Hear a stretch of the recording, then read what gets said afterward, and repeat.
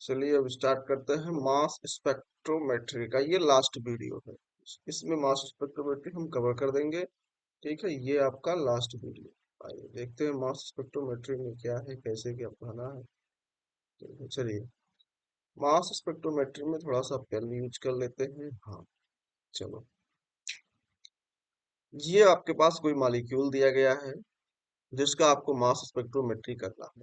जब आप इस मॉलिक्यूल का मास स्पेक्ट्रोमेट्री करते हैं तो सबसे पहले क्या होता है, मॉलिक्यूल आपका आयोनाइज फॉर्म में आ जाता है, मतलब एक पॉजिटिव और एक रेडिकल के रूप में आपका मॉलिक्यूल बन जाएगा। जब मॉलिक्यूल आपका आयोनाइज हो जाएगा उस समय आपके मॉलिक्यूल का जो एम बाई जेड होता है 86 हो जाता है। फिर उसके बाद मॉलिक्यूल आयोनाइज होने के बाद ये धीरे धीरे फ्रेगमेंटेशन होता है। पहले फ्रेगमेंटेशन में एक CH3 निकल जाएगा, फिर इस पर पॉजिटिव और रेडिकल आ जाएगा। कितने कार्बन हो जाएंगे, A 1 2 3 4 5। देखिए यहाँ पर 1 2 3 4 5 कार्बन आ गए। अब इसका जो एम बाई जेड हो जाएगा 71 हो जाएगा।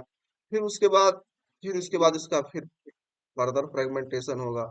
जब इसका फर्दर फ्रेगमेंटेशन होगा फिर ये 4 कार्बन हो जाएंगे, एम बाई जेड 57 हो जाएगा। फिर इसका फ्रेगमेंट फिर फर्दर फ्रेगमेंटेशन होगा, फिर एम बाई जेड 43 हो जाएगा। ऐसे ऐसे ये भी हो जाएगा, फिर ये भी टूटेगा। मतलब पहले यहाँ से जब एक CH3 टूटा तो ये 5 कार्बन का बना, फिर यहाँ से CH2 टूटा, फिर ये 4 कार्बन का बना, फिर यहाँ से CH2 निकला हुआ 3 कार्बन का बना, यहाँ से CH2 निकला तो ये 2 कार्बन का बन गया। ऐसे ऐसे आपका स्ट्रेट चेन में फ्रेगमेंटेशन होता है। जब आप स्ट्रेट चेन लेते हैं तब उसका फ्रेगमेंटेशन ऐसे ऐसे कई सारे आपको स्पेक्ट्रा दिखाई देते हैं। जब आप मास स्पेक्ट्रा देखते हैं तो ऐसे छोट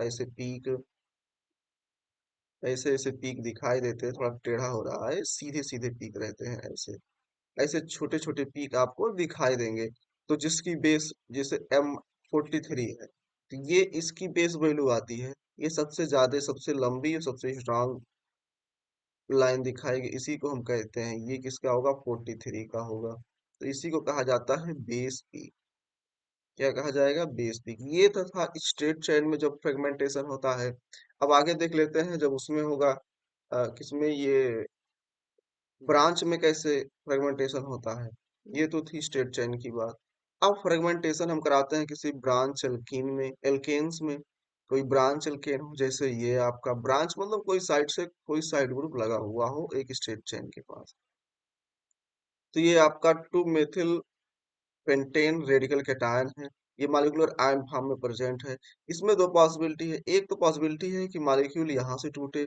जब यहाँ से मॉलिक्यूल फ्रेगमेंटेशन होगा तब आपके पास ये पूरा ग्रुप बच जाएगा, ये पूरा ग्रुप बचेगा। जब ये पूरा ग्रुप बच जाएगा तो आपका एम बाई जेड 71 हो जाएगा पॉजिटिव, और मेथिल रेडिकल इधर निकल जाएगा। लेकिन एक पॉसिबिलिटी और है कि इसका फ्रेगमेंटेशन इधर से हो जाए, और जब ये इधर से होगा तो आप देख रहे होंगे कि यहाँ पर एक 2 डिग्री कार्बोकेटायन मिल रहा है जो सबसे ज्यादा स्टेबल होता है। यानी इसकी एम बाई जेड 43 होती है, एक बेस पीक आ जाती है।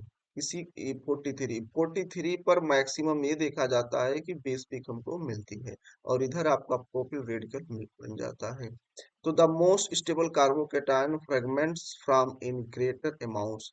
तो सबसे ज्यादा स्टेबल कार्बोकेटायन होगा उसका फ्रेगमेंटेशन बहुत ज्यादा मात्रा में होगा, यानी उसी की क्या आ जाएगी, बेस पीक वैल्यू आएगी। तो आपके एग्जाम में क्वेश्चन पूछा जाता है बेस पीक वैल्यू किसकी आएगी, ऐसे एग्जाम्पल दे दिया जाएगा तो याद रखना 43 का बेस पीक वैल्यू होती है।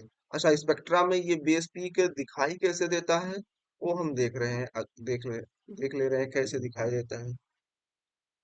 जैसे एक स्पेक्ट्रा लिया गया है, एक एल्केन्स का स्ट्रेट चेन स्ट्रेट चेन एक एग्जांपल है। मतलब स्ट्रेट चेन में हमने इसका फ्रेगमेंटेशन कराया है, एग्जांपल लिया गया है। जैसे मान लीजिए ये आपके पास कुछ मॉलिक्यूल इस तरह से आपको दिए गए थे, ठीक है। अब इसमें आपने क्या किया, जब इसका स्पेक्ट्रा के मास स्पेक्ट्रोमेट्री से, तब क्या हुआ, इस मॉलिक्यूल का जितने कार्बन है, जैसे 1 2 3 4 5 6 7 8, 8 कार्बन, और जितने हाइड्रोजन है सबका एम्बाइजेड जो है 114 आता है यहाँ पे।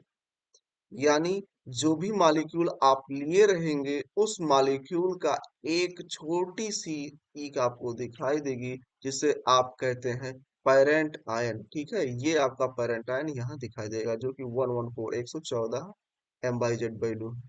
फिर उसके बाद जब इस मॉलिक्यूल का फ्रेगमेंटेशन शुरू होता है, तो अगर यहाँ से फ्रेगमेंटेशन शुरू हुआ है, तो इन सब को मिला करके इसकी एम बाई जेड 85 आ जाती है, जो एक पीक यहाँ आपको देखने को मिलेगी।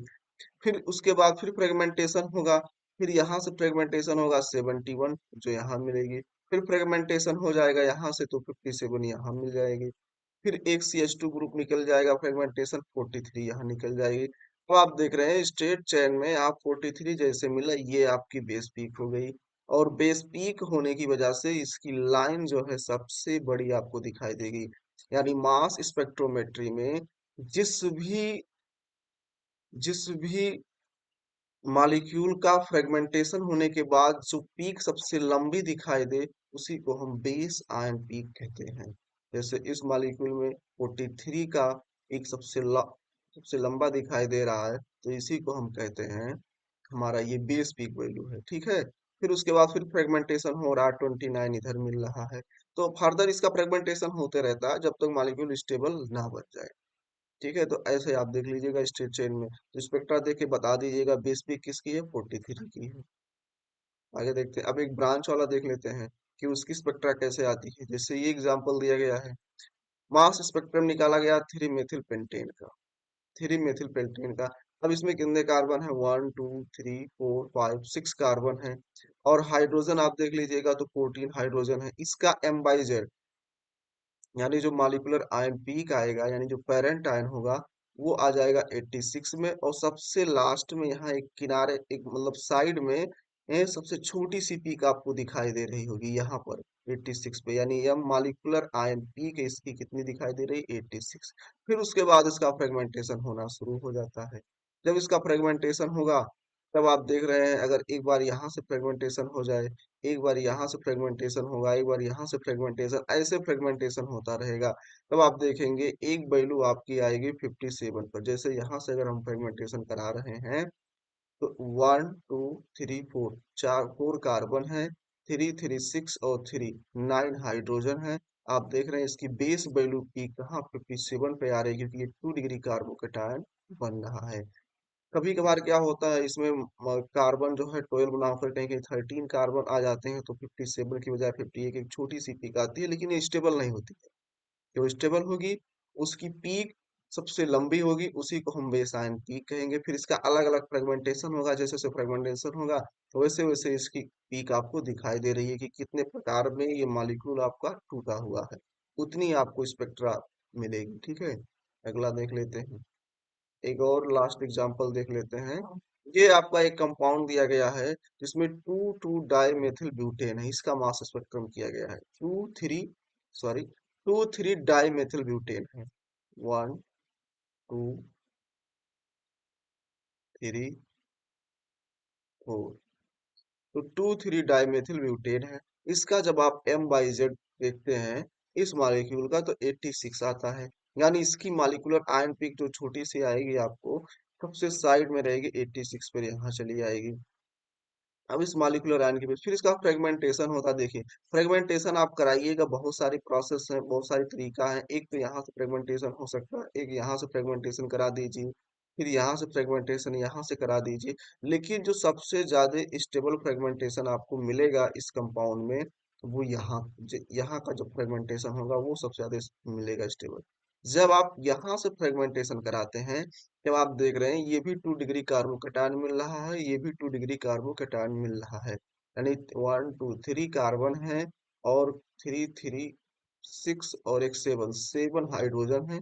जो यहाँ आपको 3 कार्बन 7 हाइड्रोजन, जो 43 आपको बेस आयन पीक वैल्यू मिल रही है। तो स्पेक्ट्रा में आपको दो तीन चीजें मेन मायने रखना पड़ता है। एक आपका मॉलिक्यूलर आयन पीक जो है कहाँ शो कर रहा है, उसका उससे आपको एम बाई जेड वैल्यू पता चल जाती है कि इस मॉलिक्यूल का मास कितना होगा। और दूसरी इंपॉर्टेंट है कि किस पर सबसे आयन मतलब बेस आयन पीक किस पर दिखाई दे रहा है। जो बेस पीक है वो हमको कितने एम बाई जेड पर मिल रही है, तो आपको पता चल जाएगा कि मॉलिक्यूल की स्टेबिलिटी पर डिपेंड करेगा।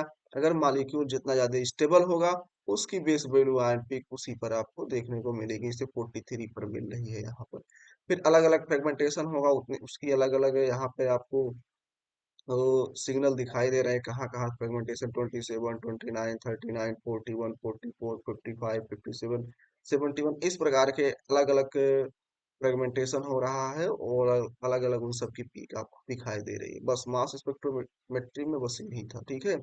और इसका ग्राफ आप देख रहे हैं ऐसे कुछ बनता है ग्राफ, जिसमें मेन वैल्यू यही होती है कि आपको बेस आयन पीक क्या होता है, जो मॉलिक्यूल सबसे ज्यादा स्टेबल फ्रेगमेंटेशन होगा उसी की बेस आयन पीक मिलेगी। बस इतना ही था इसमें। मास स्पेक्ट्रोमेट्री आपका आज खत्म हो गया। ठीक है।